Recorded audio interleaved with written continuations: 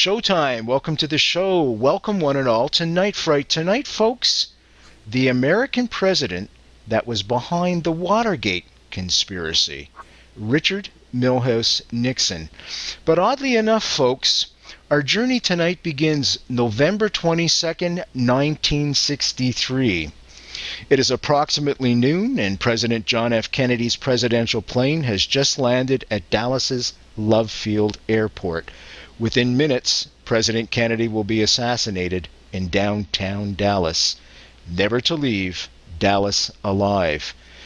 Now, guess who else was also in Dallas November 22nd, 1963, and who had flown out of Dallas from the exact same airport only a few hours before President Kennedy's own plane landed?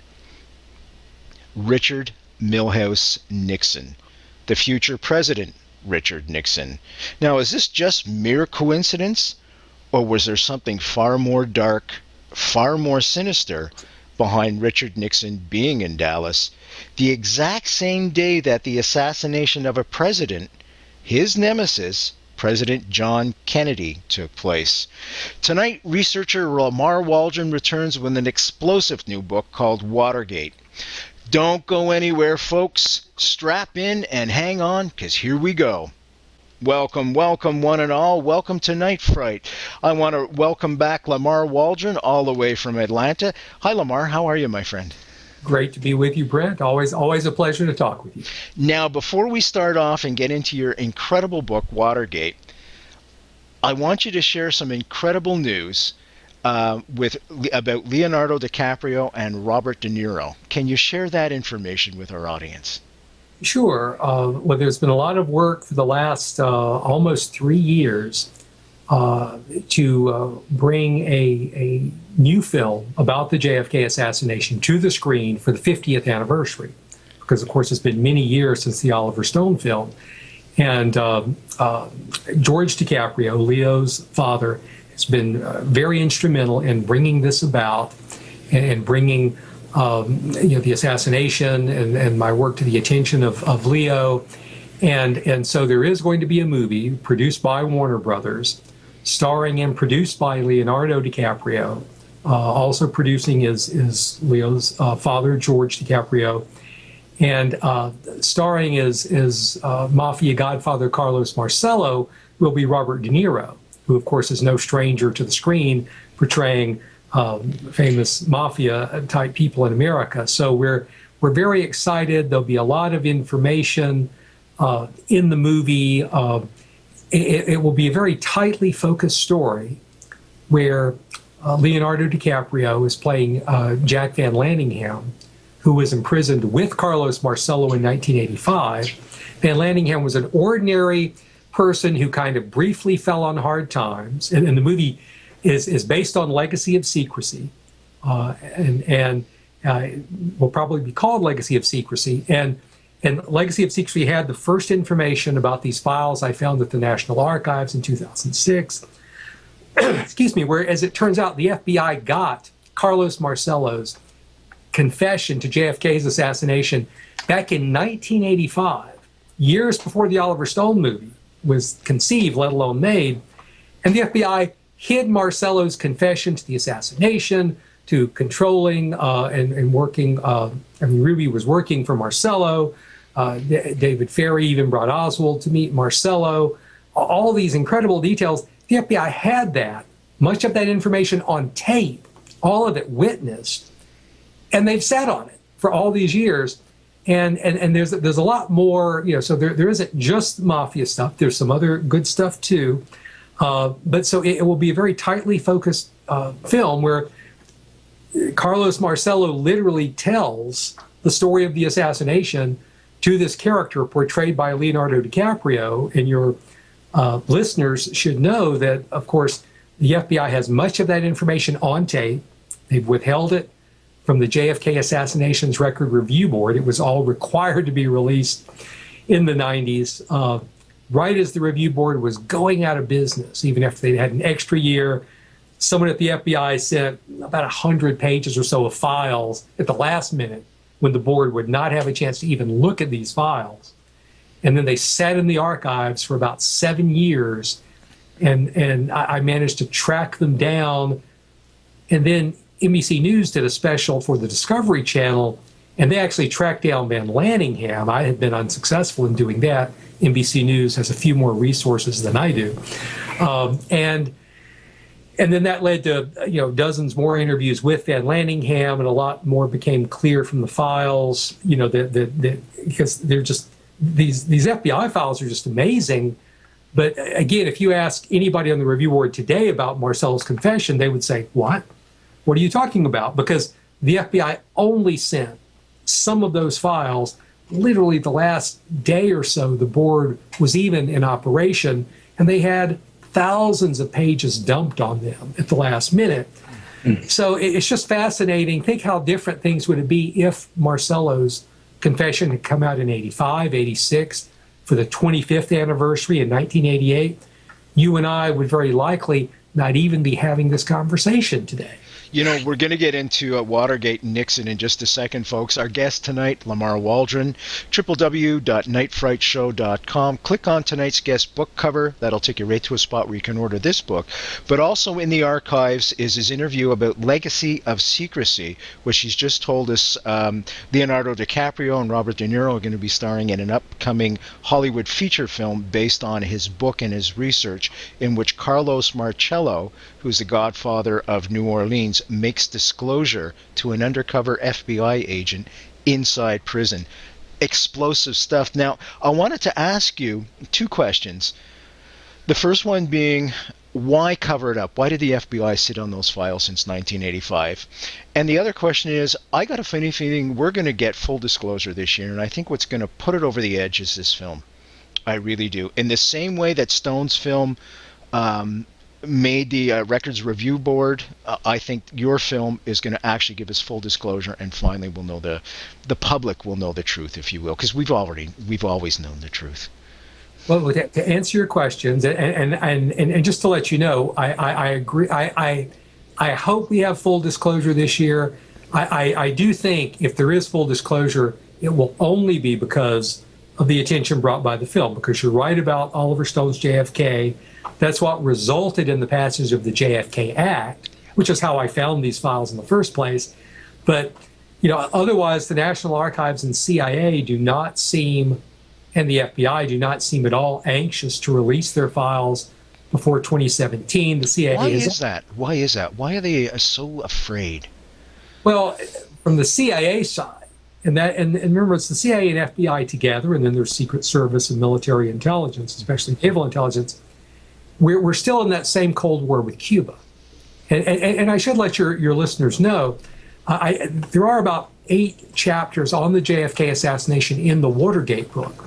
So some of this information we're talking about right now is in the Watergate book in terms of the assassination, confession, and even what I'm about to say now. So there's several reasons they're keeping things secret. One big reason is the U.S. is still locked in the same Cold War with Cuba that we were in when JFK died. So nothing has changed diplomatically between the U.S. and Cuba. That's right. Since our relations have essentially been frozen like a block of ice since JFK died. So we're in a Cold War with Cuba. So when you have books and articles that come out that somehow claim that Castro was behind JFK's murder, you have to temper, and these are written by current or former CIA people and praised by current or former CIA people. You have to realize, well, is that just another propaganda effort or PR effort to perpetuate this Cold War with Cuba? Because there was some evidence implicating Castro in JFK's murder, but all of it traces back to the associates of Carlos Marcello, his closest mob partner, Santo Trafficante, the godfather of Tampa and much of Florida, and then Johnny Roselli, their mutual associate, who was very active with Marcello and Trafficante in the plots to assassinate Fidel Castro that began under Richard Nixon in 1960. And so what you have to realize is this: we're not just missing a lot of the most crucial files to the JFK assassination. We're missing crucial files about Watergate. That's right. And we're still missing crucial files about the CIA mafia plots to assassinate Fidel that began, they ratcheted up a lot in the summer of 1960 on the orders of Richard Nixon. So, but all of those things are connected in ways that the Watergate book makes clear. So, okay, let's stop there just for a second before we get too far into it, folks. www.nightfrightshow.com. The book is called Watergate: the Hidden History, Nixon, the Mafia, and the CIA. Our guest tonight, Lamar Waldron. Fans of this show will know Lamar's been on the show several times, and he always brings outstanding research right to the forefront for you, the listener, to look at and to analyze. And as we just said at the outset, Legacy of Secrecy is another book that he's written that has been optioned and being made into a feature film starring Leonardo DiCaprio and Robert De Niro. And I'm going to name drop all night because that's fabulous news. Because this is a fella, folks, Lamar Waldron. He was in the dark pits, you know. He's dedicated his life to this research. He had no idea this book was going to be optioned and by DiCaprio and De Niro. The thing is, he did it as a patriot. He did it because he cared about the truth. And that's the message I want to get across throughout this conversation with Lamar tonight. That you folks, you younger folks listening to the show, watching the show across the country, you can make a difference too. Just by doing it, just get involved and do it. Lamar, let's get into this Richard Nixon connection. Now, I had opened the show with the fact that Richard Nixon was in Dallas November 22nd, 1963, and had left only a few hours before President Kennedy arrived and would ultimately be sacrificed. I've got your book in front of me. Ultimately be assassinated. Was he there for nefarious reasons, or was he just there by coincidence? He was there, and again, I've been researching the assassination and Richard Nixon since late 1988, the 25th anniversary. And back in late 1988, I would not have been surprised if it had turned out that Richard Nixon had been in Dallas for nefarious purposes, if he had helped to assassinate JFK, a lot of things like that. However, through years, decades of research, that turns out not to be the case. There's a lot of misinformation on the internet that Nixon was at some secret midnight meeting with J. Edgar Hoover and rich Dallas oil men, and they plotted JFK's murder. But unfortunately, that turns out not to be true. Richard Nixon was in Dallas as an attorney for a prominent New York law firm, and there was a big soft drink meeting involving Pepsi Cola in Dallas. The American actress Joan Crawford's husband at the time was one of the highest Pepsi officials, and Nixon was seen, and this was reported in both Dallas newspapers the next day. Nixon was seen partying at the poshest Dallas nightclub with Joan Crawford, until well after midnight. So he wasn't at this secret meeting with Dallas oil men and J. Edgar Hoover, who wasn't in Dallas either. And you can also find the debunking of that story online if you look. He was there for business reasons. And of course, as people who read any of my books know, the assassination wasn't a Dallas thing. They were going to kill JFK in Chicago 3 weeks before Dallas. That's right. Entire trip in motorcade canceled. They were going to kill him in Tampa, Florida, 4 days before Dallas when JFK went ahead with the motorcade. Same plan, same people, different patsies each city, Chicago, Tampa, Dallas. But so, it wasn't like a Dallas thing, the assassination. So, no, Nixon was there on routine business, left. Sheer coincidence, in your opinion, Lamar? Sure, because in other words, he wasn't secretly in Dallas. He was quite public. He was giving newspaper interviews. Did someone make extra sure he got out of Dallas that morning because they didn't want him there? Even that strange credibility, because in those days, flying wasn't the last minute thing it is today. So, you couldn't be sure of getting on a plane unless you had a reservation. So I think that was, pretty much a coincidence. Now, did the people who were going to kill JFK, know that Nixon would be there? Sure, and that would not have been a negative to them in any way, shape, or form. Because that would take focus off them and place it on Nixon.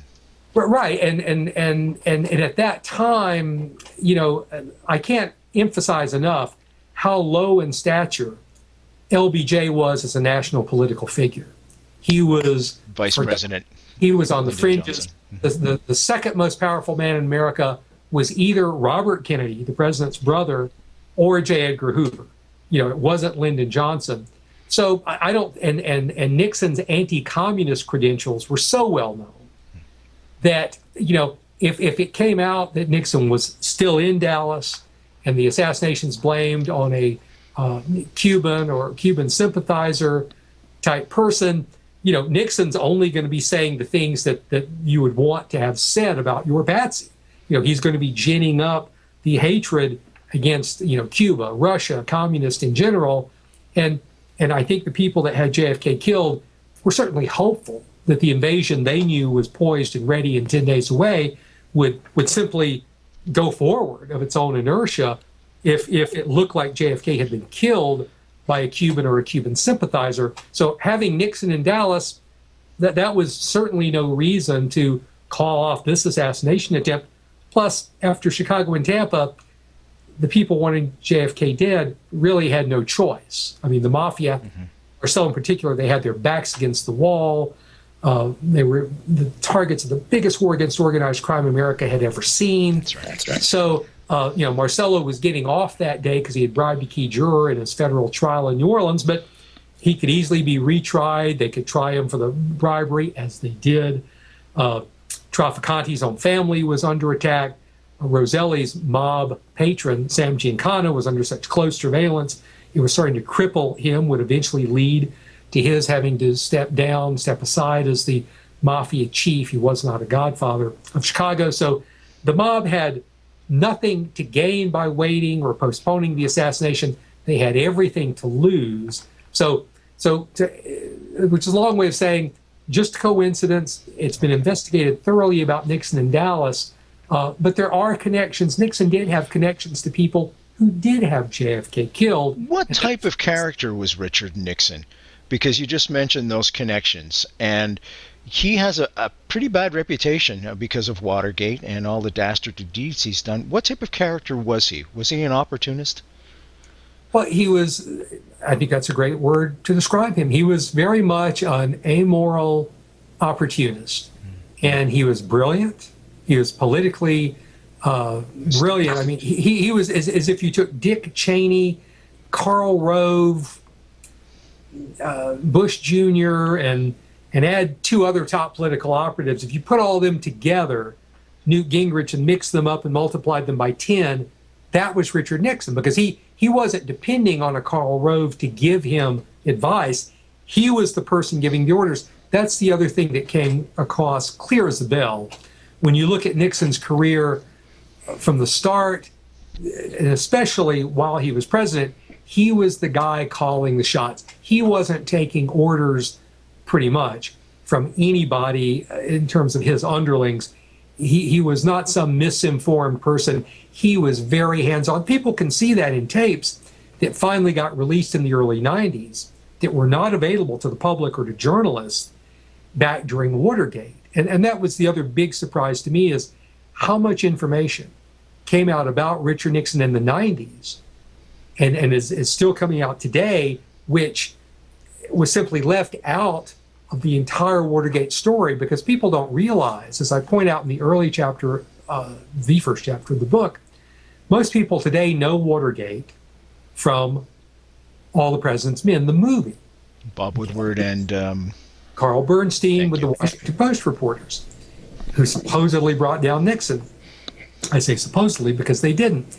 And the reality is the movie is a simplified version of their best-selling book. The book is a very simplified version of the Watergate story. It was completed in February of 1974, many months, in fact, almost 6 months before Nixon resigned. So the story was not even finished, or had not finished unfolding, when what we know as Watergate today was carved in stone.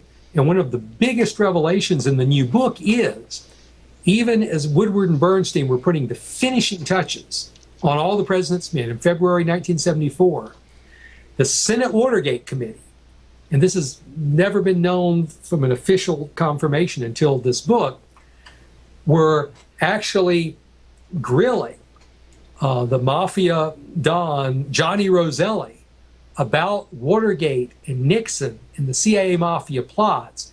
And these investigators for the Senate Watergate Committee had concluded and wrote it in their memos that Watergate was all about Richard Nixon and the CIA Mafia plots in preventing that information from coming out in the 1972 election. And literally 2.5 months before the Watergate book was printed, I finally got from the National Archives the 2 memos, the preparation for interviewing Johnny Roselli, and for the very first time, the interview memo where they interview Johnny Roselli. They ask him about E. Howard Hunt and people like that. And that part of the Watergate story, in other words, why Nixon was willing to risk not 1, not 2, not 3, but 4 burglary attempts at the Watergate, plus an actual burglary attempt at the Chilean embassy a few weeks before by the Watergate group. Why was he willing to risk all those burglaries? What were the Watergate burglaries really after? It's now answered in these memos, and I actually put most of the memos in that book. But it's just fascinating how we just went through the 40th anniversary of Watergate last June, and aside from a CNN report and very few articles, these new revelations that there's a huge mafia side of the story that's not in all the president's men, was not in the final version of the Senate, the published version of the Senate Watergate Committee's report, but it's in their papers. Watergate was all about the mafia. So to bring that around, Nixon was in bed with the mafia as an opportunist since his very first election in 1946. He was getting money from the West Coast mob then, Mickey Cohen, the subject of that recent movie. Yes. And Nixon got mafia money almost every race he ever ran.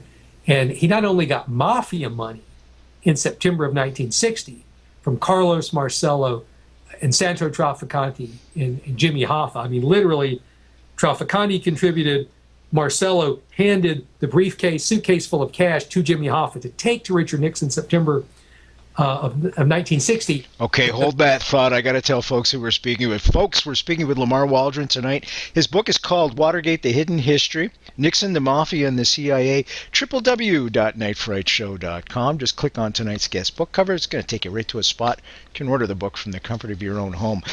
Lamar, this begs many, many questions. First off, we've got to tell the folks what transpired at Watergate to blow this thing wide open, and then I'm going to come back and explain who Jimmy Hoffa was and the connection between Nixon and a fellow by the name of Jack Ruby. So let's start off with the first one. What transpired at the Watergate Hotel that blew this thing wide open? Well, I finally get to reveal in the book for the first time, what the Watergate burglars were really after, because it wasn't just a bugging operation. They had all these rolls of film, enough film to take more than 1,000 pictures. Yeah. And why did Nixon risk his presidency to get it? It's good to start out with what's not true about Watergate, what they weren't doing. Here are the 3 most common things people say about Watergate. People will say it was only a third-rate burglary. They'll say the cover-up was worse than the crime. And they'll say that the Washington Post, Woodward and Bernstein, the reporters, brought down Richard Nixon. Now, none of those statements are true. Not a single one. I want to even back up even more than that, Lamar, because a lot of the folks listening today have no idea what Watergate was. They know that there's a Watergate, and every conspiracy since then has been called Gate. But there was a team of folks that went into the Watergate Hotel. There was 5, I think, or 4? Well, yeah, there were 5, and then there were E. Howard Hunt and G. Gordon Liddy across the street. Okay. And so what Watergate was the headquarters of the Democratic National Committee. 1972 was an election year, and there had at that time, Nixon's opponent was not settled. Many people think it was, that it was going to be George McGovern, the peace candidate. However, he was actually, number 3 or 4 on the list. Nixon had these dirty tricks teams. He had been using dirty tricks since his first election. The same gentleman that helped arrange for the Mafia money, a guy by the name of Roy Choitner, had also been Nixon's first dirty tricks guy. E. Howard Hunt, a former high-level spy for the CIA, personally ran several of these dirty tricks teams, and there were others.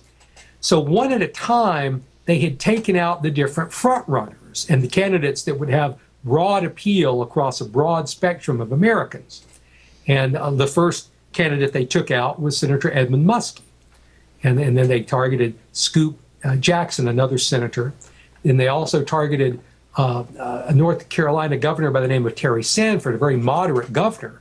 And as we know from Jimmy Carter and Bill Clinton, moderate Southern governors are very electable as presidents. So, but one by one, they had all been picked off and targeted by Richard Nixon's dirty tricks operatives. Now, there were a lot of dirty tricks operatives, but there was this one group in particular. One of Hunt's groups in particular is very important because so you had the Democratic National Committee headquartered at the Watergate. And the Watergate was a hotel, office, apartment complex, one of the newest ones in Washington. I believe Attorney General John Mitchell lived there. Richard Nixon's Secretary Rosemary Woods lived there. I mean, and it was highly touted for its tight security because Washington, even in the early 70s, had a bit of a crime problem. So what happened was there were 4 burglary attempts at the Watergate, 2 successful, 2 not successful. But even before that, there had been a burglary at the Chilean embassy in Washington by the same Watergate crew. Now let's talk about this Watergate crew. So they're looking for something, obviously, desperately, to take those risks. Both at the Chilean embassy and that would have been at the Democratic National Committee headquarters. Because there aren't a lot of things that would be at both of those places. And so, and let's look at who the burglars were. They were people like, and we're speaking of Watergate specifically, many of these same people burglarized the Chilean embassy. There was Bernard Barker, E. Howard Hunt's assistant, from September of 1960. And remember how important September of 1960 will turn out once you hear the whole story. So Bernard Barker had been working with Hunt since September 1960. Before that, Bernard Barker was a Cuban-American who had lost his U.S. citizenship because of some activities in Cuba. Barker had been working for the Mafia since the late 1940s. It had been working for Santo Trafficante since at least 1960, and had kept working for Santo Trafficante after the CIA fired him for his mob connections when they were no longer useful. And then he goes to work directly for E. Howard Hunt. Let's look who E. Howard Hunt was. Many people have a vague idea of E. Howard Hunt as some sort of a bumbling CIA agent who had something to do with the Bay of Pigs and maybe the 1954 coup where the U.S. overthrew the democratically elected government of Guatemala. E. Howard Hunt was much more than that. Shortly before Watergate, E. Howard Hunt had been the chief of covert operations for all of Western Europe. Now, again, for your younger listeners who don't have the gray hair like I do, you may not remember the Cold War, but you remember James Bond movies. And you've probably seen other movies from the 60s where it's the Cold War and we're fighting the Russians and there are all these spies in these European capitals. Western Europe was ground zero, Paris, Rome, Berlin, all these places. That was ground zero for the Cold War. You only would have had your top, most favored agent there. Some of the agents who had worked on the anti-Castro operations were in Laos and South Vietnam, not exactly a great place, with a Riviera and great restaurants and fine wines, that sort of thing. E. Howard Hunt was in Southeast Asia. E. Howard Hunt, was based in Paris and shuttling to Rome, and he was literally in ground zero for the Cold War. And he was the protege, the personal protege of the head of the CIA under Richard Nixon, a man by the name of Richard Helms. Very important name. Absolutely. Richard Helms was such a fan of E. Howard Hunt. E. Howard Hunt in his off hours was a hack spy novelist. He wasn't very good, but he was prolific. He had some need to write. He and David Atlee Phillips, his friend, were both, aspiring writers. And Hunt was a decent writer, not a great writer, but he wrote this series of hack spy novels that did make the CIA look good. And Richard Helms was such a fan. Two things are super important. One moderately important thing is when someone would visit Richard Helms at Langley, at CIA headquarters, he would open a drawer, and if they were a favored visitor, he would hand them a copy of one of E. Howard Hunt's spy novels. This next fact is much more important. Many people think Watergate was some sort of a CIA setup to bring Nixon down, but it wasn't. In the weeks before the first Watergate break-in, and I emphasize weeks, Richard Helms was trying to sell a TV show or movie based on E. Howard Hunt's hack spy novel. So, Richard Helms, I believe, was caught very unaware when the burglars were caught. He knew all about the burglaries. He certainly knew about the Chilean embassy burglary. And that's because every one of the burglars who actually went into the Watergate was a current or a former CIA agent. There you go. And that's the point I wanted to make. Folks, if you're just joining us, settle in, relax, put your feet up, get a coffee going, get a tea going, get a beverage of your choice going. We're talking about Watergate tonight. Richard Nixon. Our guest tonight is Lamar Waldron. Fans of this show recognize that name because he's been on the show many times. Terrific, fantastic researcher. His book, Legacy of Secrecy, is being made into a feature film, Hollywood feature film, starring none other than Robert De Niro, to throw out a name, and also Leonardo DiCaprio. And that's going to be out this fall, folks. So stay tuned for that one because it's going to be explosive. It's going to do for the Kennedy assassination, folks, what JFK, Oliver Stone's did back in the early 90s. Now, www.nightfrightshow.com. Just click on tonight's guest book cover. That'll take you right to a spot where you can order the book from the comfort of your own home. Now, I want to get into this CIA connection.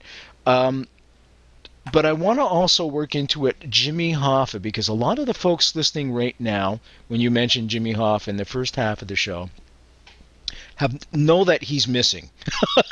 And beyond that, they have no idea who Jimmy Hoffa actually was. Could we explain a little bit this mythical, I call him a legend, called Jimmy Hoffa? Sure. And I do want to emphasize Jimmy Hoffa Jr., Jimmy Hoffa's son, runs the Teamster Union today. And today, the Teamsters Union is very clean. It's a very good union. Jimmy Hoffa Jr., who I believe is a former judge, does not have the criminal background of his father. So everything I say only applies to Jimmy Hoffa Sr., not to the Teamsters today or to Jimmy Hoffa Jr. It's a great union. And Jimmy Hoffa Jr. is a good union. And I've actually had people who were experts on Jimmy Hoffa Sr. tell me that. So I'm not just saying that, but they say, look, we've looked into Jimmy Hoffa Jr. He's clean. He's doing a great job today. Jimmy Hoffa, on the other hand, became the head of the Teamsters in the 1950s, and he was also and he was very close to the Mafia. I just want to give the folks a little bit of background right away on the Teamsters. Folks, the Teamsters is a very powerful union in the 1950s, and it is today. They primarily are the union for all truck drivers, most transportation facilities, entertainment, etc. They're a huge union right across North America. Okay, please continue. Sorry about that. Union, again, primarily out of the trucking industry. Yeah. And it's interesting, the connection between the Teamsters and the Mafia actually came out of a murder in Chicago in the early 40s, in which one of the witnesses to the crime was a man by the name of Jack Ruby, who showed he could be trusted to keep his mouth shut about a murder, and he did. And so Bobby Kennedy actually wrote about that murder in his book, The Enemy Within, but of course he didn't name Jack Ruby because Jack Ruby didn't talk. I gotta tell the folks, Jack Ruby is the guy 3 days after Oswald was arrested for purportedly shooting President Kennedy. Jack Ruby put a fatal bullet into Lee Harvey Oswald. That's why that name is so important, and we're going to look at his connections as well to Richard Milhous Nixon. I'm sorry to interrupt you. I just want to keep the folks who are unaware of this stuff right in the game. So the Teamsters and the Mafia forged a connection. The president, when Senator John F. Kennedy began his spearheading these crime hearings, he wasn't the official head, but he spearheaded them. He got the lion's share of publicity. His brother Bobby Kennedy Jr. was his chief counsel. This was in the late 50s. They first went after the head of the Teamsters, a guy by the name of Beck, and then Jimmy Hoffa became the head of the Teamsters.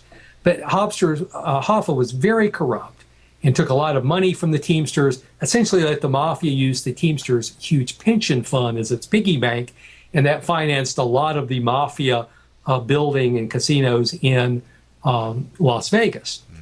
And so the Kennedys didn't like that. And many people don't realize, and they forget, or they never knew, that JFK and Bobby made their reputations by going after the Mafia in the 1950s. They've been very unfairly characterized by many as, if you say Mafia and president, many people in America today will say, oh, well, JFK had all these mob connections. The guy with the mob connections that the mob really loved was Richard Nixon.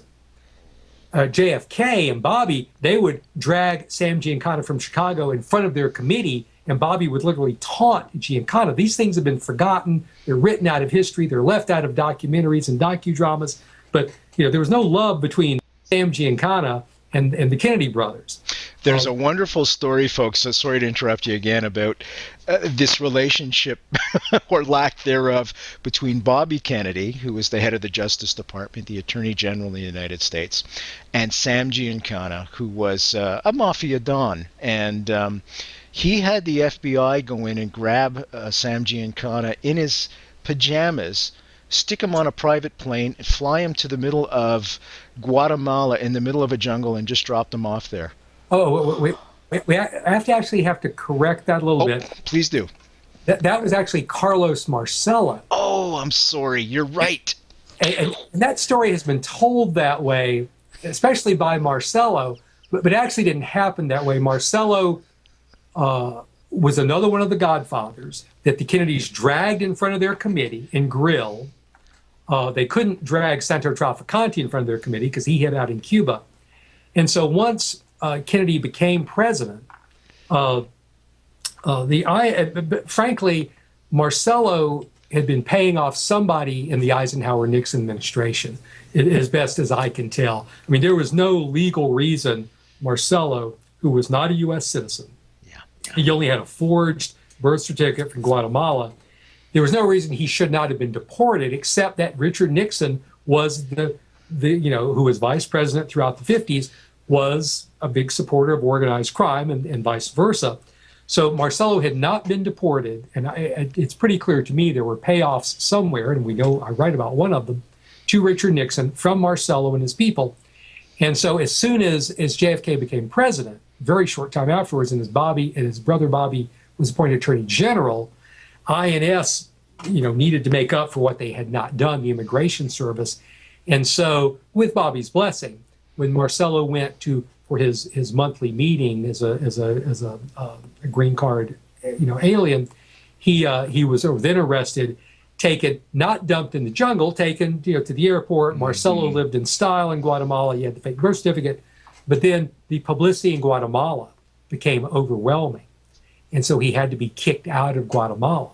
So he was escorted to the border. The other countries didn't want to take him, and so Marcello did wind up trudging through the jungle in his $200 Gucci loafers with his only with his attorney, and if you can imagine the most powerful godfather in America reduced to trudging through the jungle, fearing for his life, and swearing all the time eternal vengeance against the Kennedys that had done this to him, and that's what would bring us to Dallas later. Yeah. But let's go back to Nixon for right now. So in the 50s, Lamar, by the way, in the 50s, Nixon was the mafia's man. So because of the Kennedys' fight against organized crime and against the mob's ally Jimmy Hoffa, JFK was propelled to the nomination to run for president. And so he was facing Vice President Richard Nixon in the 1960 election, Nixon having been vice president for 8 years. Some of that time, Eisenhower had been had health problems and and heart attacks and mild stroke, and so Nixon had practically gotten to run the country. Eisenhower didn't like Nixon; they didn't get along. Eisenhower was much more moderate than the far right Nixon. The one area where Nixon was allowed a role when Eisenhower was healthy in the government was on Cuba, because Eisenhower wanted nothing to do with Castro. So when Castro goes to Washington, he didn't meet with Eisenhower. He meets with Richard Nixon. So Nixon got to run Cuba policy for the U.S. And so Nixon is facing JFK. JFK, the son of one of the richest men in America, who, by the way, was a big Texas oil man, something often forgotten. Joe Kennedy's connections were just so huge and so vast. He owned tons of real estate in Chicago, and Joe Kennedy probably did have Mafia connections. But again, we have to remember JFK and Bobby had gone after the Mafia. They promised if they were elected, they would continue going after the Mafia, and they did go after the Mafia. So, let's bust down that rumor right away, because I was unaware of this in your book, and your book educated me. And I've been looking at this. I've been looking at JFK all my life and studying the presidency and stuff. Something that you broke down right away was the fact that when everybody thinks that JFK was able to obtain the presidency through some shady dealings with the Mafia. Not so in your book. Could you explain how the black vote put him over? Well, here's what happened. So there are two big stories that have haunted JFK's 1960 victory. One is that the Mafia gave him $30,000 in West Virginia, and that's how he won the West Virginia primary against Hubert Humphrey. The problem is JFK's father was one of the richest men in all of America, and he had $30,000. Now, did the Mafia try to funnel money to JFK's campaign? Absolutely. Did Hubert Humphrey have Mafia supporters as well? Yes. I recently learned that, which surprised me, because Humphrey, was not a Mafia guy, but in all parts of America, the Mafia existed. And did they give Hubert Humphrey some support? Yeah, they did. So West Virginia very unfairly, painted that JFK only won that in the presidency thanks to the Mafia. Chicago is an even bigger problem, because Chicago is one of the most democratic areas in the entire country. Joe Kennedy owned the big Convention Trade Center in Chicago, which was a big Convention Trade Center area. McCormick Place? No, it's the other place. I sometimes confuse it with McCormick Place. Because I was thinking of Abraham Bolden. That's why I'm sorry. I shouldn't have even brought that up. But, I name it in the book, though. And so it was like the largest building in America at the time, I think. And Richard Daley was the powerful boss who was the mayor of Chicago, and he was very close to Joe Kennedy. So the idea that any Democratic American candidate, whether it's JFK or Barack Obama, needs Mafia help to carry Chicago is just pretty ludicrous. And more than that, historians have actually looked at the precinct level, including the precincts in question, and have just showed that, based on the votes for other candidates and that sort of thing in other races, that, there was no fixing of the vote in Chicago. Now, it was a very close election. Richard Nixon could have decisively won that election if two things had happened.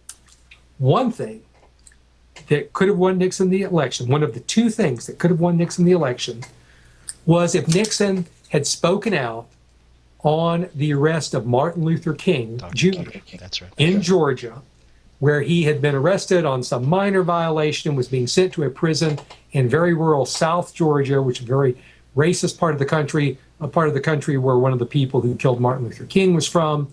And black people at the time had a very tough time in Georgia prisons. This is not long after the chain gang era. In fact, the chain gang era had really not completely died at the time. You would still see the road crews working, and sometimes they would be chained and sometimes not. And prisoners would die all the time, especially if they were black or considered troublemakers, like King was. And so Richard Nixon had actually been pretty much a moderate on civil rights. And of course, President Eisenhower had sent the National Guard to help get black children into the school in Little Rock, Arkansas a few years earlier. So, and Nixon personally at that time did I'm not. just going to interrupt you real quick. www.brenthollandshow.com. I interviewed one of the Little Rock Nine, one of the original members, Minnie Jean Brown. You can find that interview right there. She had virtually guns thrust in her face. You can find that there. Sorry, Lamar. No, it was a horrible situation, but Eisenhower came through there. So Eisenhower and Nixon didn't really take action against the Mafia, far from it. You know, people like the Mafia was basically allowed to run wild in the 50s. Under the Eisenhower-Nixon administration, not in every city in the United States and pretty much in Cuba. And Nixon was very close to the Cuban dictator. Batista was given an award by him. So I mean, the Mafia could do what they wanted. Civil rights, Eisenhower, was a reluctant, supporter. He was reluctant to use federal power, but he did when necessary. So there was a lot of thought that as the party of Lincoln, Abraham Lincoln, Nixon would speak out against this injustice, being done against Martin Luther King, being arrested on this trumped-up charge, getting the severe sentence, getting ready to be sent to South America, where King's wife was certain King would be killed and silenced, because King was already starting his fight for civil rights. He had been arrested over civil rights demonstration. And so JFK did reach out and made the public statement and supported, he called Coretta Scott King, and then he did have Bobby contact the judge, extra legal to be sure, but Bobby was not Attorney General then. This is during the campaign. And so, they took public action and private action to be sure that Martin Luther King wasn't sent to that South Georgia prison, the chain gang facility, and to be killed. Richard Nixon, on the other hand, was courting the far right, and America was a weird place. The Democratic Party had a lot of far right people at that time who were overtly racist, like Democratic governor of Alabama, George Wallace. Perfect example. But think of the Democrats as a full spectrum party in those days. The Republicans, not so much on the liberal end, had some semi-liberal people, but a lot of the conservatives were still Republican. And Nixon was courting those people, and Nixon did not make a statement. And as other historians have analyzed, and I analyze in the book, several states, Texas was closed. That's the other place where people have brought up that, well, Nixon only lost because LBJ stole Texas. But Texas, Illinois, there were several states that were by such close margins that if Nixon had only spoken out and had only gotten the same percentage of the black vote that he had gotten 4 years earlier in the 56 election that his ticket had gotten, he would have been decisively elected president. So that's one of the two things that could have propelled Nixon into the presidency. So I'm glad we busted down that myth finally, and I'm glad I read about it, because that had always disturbed me about John Kennedy, that rumor. And I'm glad we've busted that down to say that, no, indeed, it was not the Mafia influence. It was the black vote that carried John F. Kennedy to victory against Richard Nixon in 1960. Now, we've only got 5 minutes left, and I've got to jump to this, but I want to tell folks who we're speaking with. Watergate, The Hidden History. www.nightfrightshow.com. The guest tonight is the author of the book, and that's Lamar Waldron. Fans of the show will recognize that name. He's been here before, folks. Ultimate Sacrifice, which was the very first book I think I bought on the JFK assassination. 10 years ago it might be. My God, I just dated myself badly there. The other book I want to mention too is called Legacy of Secrecy, which is being turned into a feature film. Way to go, Lamar. I'm very proud. Very proud of you, because you've busted your butt all these years, my friend, and you've dedicated your life to bringing the truth forward. And kudos to you, because you had no idea this was going to be at the end of the road, if you will. And it's not the end of the road. It's not what I meant. I was trying to use a metaphor. It didn't work. Legacy of Secrecy, starring Robert De Niro, folks. A heavyweight, if there was a heavyweight, and Leonardo DiCaprio. Two great heavyweights. Look for it this fall. explosive. It is going to do what JFK did. And I think, in my own opinion, this movie will finally bring full disclosure to the Kennedy assassination. Okay, Jack Ruby, Richard Nixon. How do those two guys connect? We've got 4 minutes, my friend. Well, let me tell you two things. One is there is no good Ruby-Nixon connection. So that has actually been debunked. It floats around on the internet. So there is no good Ruby-Nixon connection. So I hate to disappoint you, but let me tell you in about 3.5 minutes, and this is detailed, by the way, in the first chapter of the Watergate book. Here's exactly what happened at Watergate and why. September 1960, Nixon, feeling he needs help in the election, he's running against America's richest man. He gets this big bribe from Carlos Marcello, also Santo Trafficante contributed, also Chicago Mafia, Giancarlo Roselli contributed, because Nixon was the mafia's man. And that's literally given by Marcello in a suitcase to Jimmy Hoffa. Jimmy Hoffa takes it, gives it to Nixon's people. $500,000 down payment on $1 million bribe. You got to multiply all those figures by 7 or 8.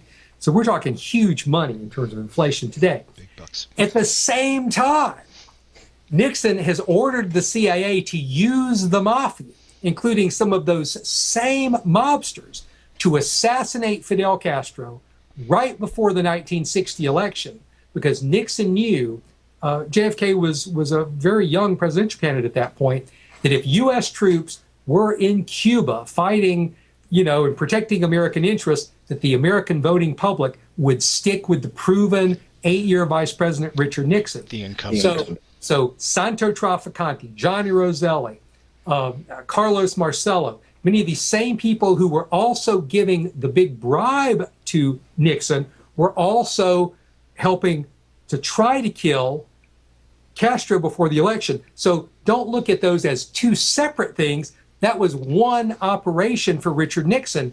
Now, overseeing the CIA mafia plots in September 1960 is E. Howard Hunt.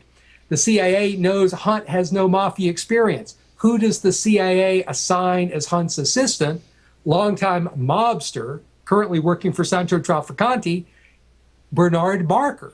Also working on the CIA mafia plots in September 1960 is a mob guy by the name of Frank Fiorini that we know better. By the time of Watergate, he has changed his name to Frank Sturgis, who is very close to Bernard Barker. So we have the CIA mafia plots and this big bribe. Flash ahead to 1971-72. Jimmy Hoffa is released from prison after another bribe from Santo Trafficante and Carlos Marcello to Richard Nixon. And sure enough, a few months later, some of these same people, Bernard Barker and Frank Sturgis, are still working for Santo Trafficante in 1972. Nixon has continued to try to kill Fidel Castro, not now using the mafia. In response to that, Castro has a detailed, long, almost 100-page dossier prepared of CIA attempts to kill him that begins in 1960 when Nixon was vice president. And it's that dossier that Castro had prepared that the CIA has Hunt and these burglars looking for at the Chilean embassy and then at the Watergate, because they knew if that dossier came out and if it said too much about Nixon and the mafia or Nixon and the CIA mob attempts, or even that they were going when Nixon was vice president, that would hurt Nixon's chances for re-election. Plus, Nixon knew it's not like the CIA mafia plots were here and the 60 bribe to Hoffa, for Hoffa was here from the mafia. That was all one thing. And Nixon had just gotten another huge mafia bribe from Marcello and Trafficante. So all that was connected. That's why it was these Cuban exiles. That's why Nixon personally ordered the break-ins at the Chilean embassy. And he talked about the Chilean embassy break-in on a tape that got finally released in '98. Nixon says, oh yeah, Chilean embassy by the same Watergate crew. Yeah, I knew all about that. That's on tape. And that's been ignored. So in a nutshell, that's why Nixon had to see if the Democrats had that dossier. He had to see if the Chileans, because they were very close to Cuba at that time, if they had that dossier. That's why it was Hunt, Barker, and these other people most of whom had worked on the CIA Mafia plots. So that's why it was that little group. Richard Helms knew all about it, but what happened was they weren't supposed to get found out and they weren't supposed to get arrested. That's when things started to unravel. And that's when it hit the fan. And folks, all that information can be found in this book. It is explosive. He goes into far more detail with facts and figures. The book is called Watergate, The Hidden History, Nixon, the Mafia, and the CIA. Our guest tonight has been Lamar Waldron. www.nightfrightshow.com. Just click on tonight's guest book cover. That'll take you right to a spot where you can order the book online. Also, Legacy of Secrecy. In the archives, you're going to find this interview as well. And this book, folks, is being turned into a feature film starring none other than Leonardo DiCaprio and Robert De Niro. Look for it this fall. It is going to put the JFK assassination right back in the forefront in the media. And I suspect disclosure will be forthcoming right after that. Now, here you have, as Lamar's just described, the Mafia getting in bed with the CIA, getting in bed with the American government. And I always say, when you get in bed with the devil, at one point, he's going to screw you. Thank you so much, folks, for joining us tonight. I'm Brent Holland from Night Fright. See you all next time.